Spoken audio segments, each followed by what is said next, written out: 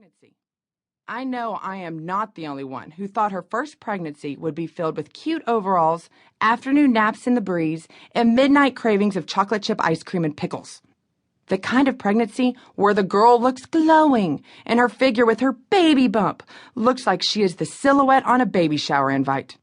My first pregnancy looked more like an infomercial for birth control. After gaining 64 pounds, I was completely convinced my body was being cruelly controlled by an ex-boyfriend who wanted to inflict as much pain on me as I did on him.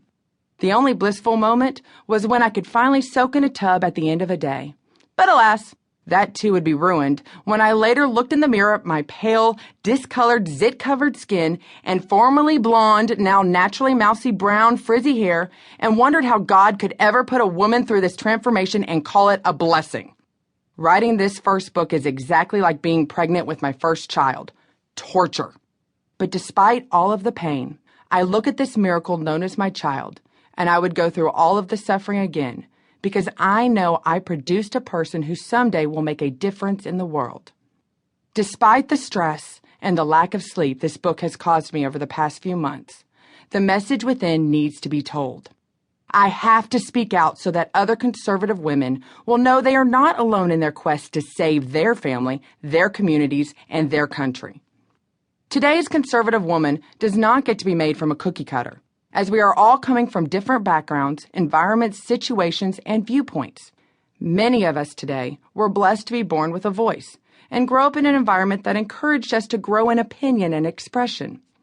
Yet, because of the ever-changing dynamic of today's society and the aggressive assault of the progressive agenda, I believe many women today are realizing the power of their emotion and their voice within their own microcosm. Thanks to social media, every woman has the same opportunity to influence another in regard to all subjects under the sun, including fashion, health, and child raising.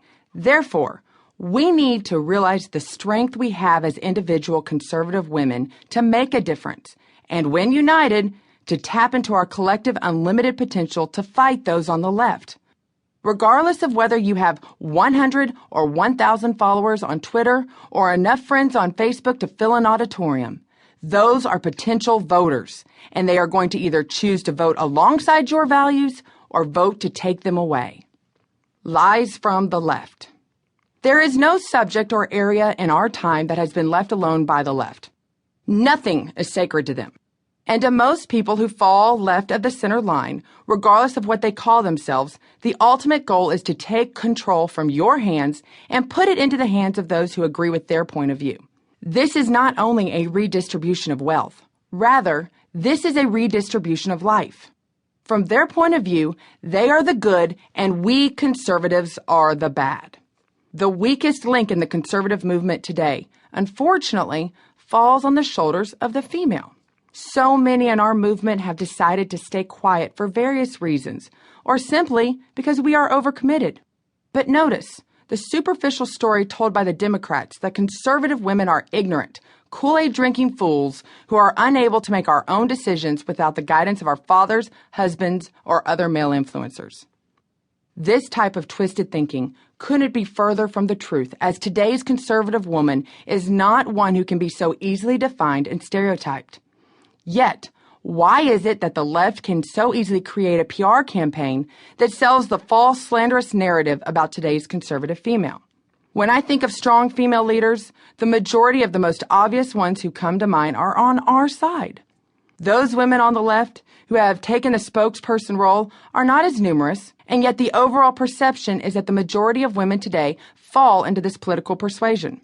Let's take the most prominent leading lady of the left, which is undeniably Hillary Clinton.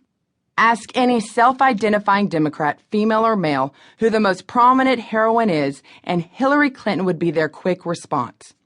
In a 2014 Washington Post poll, the former First Lady found herself dominating 6-1 over her nearest contender, Vice President Joe Biden, for the coveted place at the top of the 2016 ticket for the Democrats. The only other woman on the list of possible nominees for the presidential nomination on the Democratic ticket was Elizabeth Warren, who was only a few percentage points behind the VP. Sprinkle in Wendy Davis of Texas, former Speaker of the House Nancy Pelosi, MSNBC host Rachel Maddow, and a few outspoken yet outdated Hollywood celebrities,